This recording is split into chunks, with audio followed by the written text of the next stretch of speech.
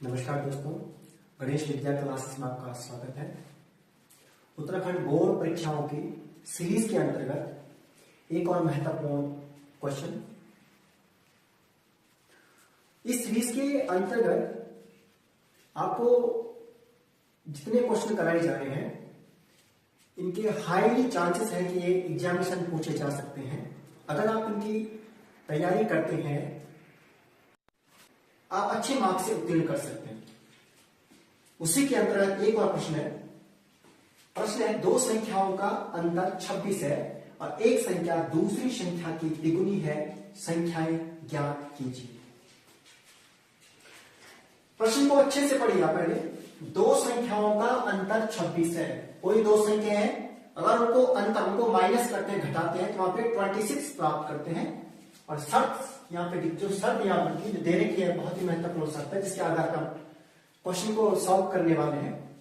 एक संख्या दूसरी संख्या की 3 गुनी है। इसको अच्छे से पढ़िए, इस सवाल को, इस स्टेटमेंट को अच्छे से पढ़िए। एक संख्या दूसरी संख्या की 3 गुनी है। मतलब जो दो संख्या है उनमें जो एक संख्या है वो दूसरी की 3 गुनी है। जैसे दोस्त यहाँ पे देखिए दो संख्या है। सपोज मैं संख्या ले रहा 2। अब 2 का 3 गुना 3 टाइम्स कितना हो गया? 2 को 3 से मल्टीप्लाई कर देंगे 3 गुना तो 6 हो जाएगा। फिर तो 2 का 3 गुना 6 है। यदि वो पहली संख्या 2 होगी तो फिर उसका 3 गुना दूसरी संख्या 6 हो जाएगी। उसी प्रकार से कि कोई संख्या 4 है उसका 3 गुना करिए तो 4 को 3 से गुना मतलब गुना कीजिए, 3 से मल्टीप्लाई करिए तो 4 इंटू 3 तो वो दूसरी संख्या फिर 12 हो जाएगी। इसी प्रकार से क्योंकि हमको वो दोनों संख्याएं नहीं पता है इसलिए हम पहली संख्या को x मान लेंगे। क्या मैं मानता हूं x? माना पहली संख्या